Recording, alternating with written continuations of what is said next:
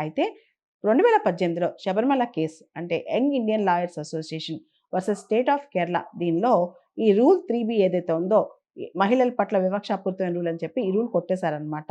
దీనికి సంబంధించి 2019లోనే సుప్రీంకోర్టులో ఒక రివ్యూ పిటిషన్ ఫైల్ అయింది.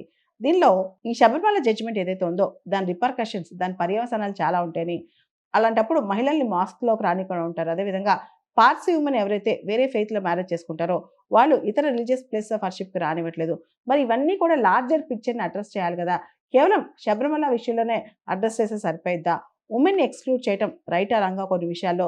దీనికి సంబంధించి జడ్జిమెంట్ ఓన్లీ శబరిమల టెంపుల్ ఎంట్రీయేనా మిగతా వాళ్ళకి కూడా అప్లై అవుద్దా? దీని మీద చాలా చర్చ స్టార్ట్ అయిందనమాట.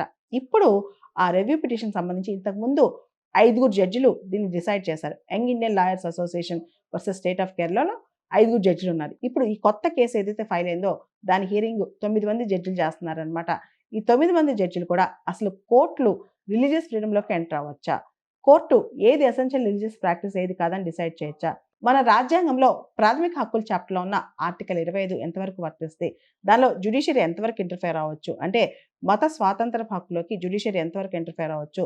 మానవ హక్కుల ఉల్లంఘన అయితే జ్యుడిషియరీ ఇంటర్ఫియర్ అవ్వచ్చా లేదా? మత స్వాతంత్రం పేరుతో మానవ హక్కుల ఉల్లంఘన అయితే జ్యుడిషియరీ ఇంటర్ఫియర్ అవ్వచ్చా లేదా? శబరిమల జడ్జిమెంటే కాదు చాలా అంశాలు మహిళలు రిలీజియస్ ప్లేసెస్‌లోకి ఎలా ఎంటర్ అవ్వచ్చు?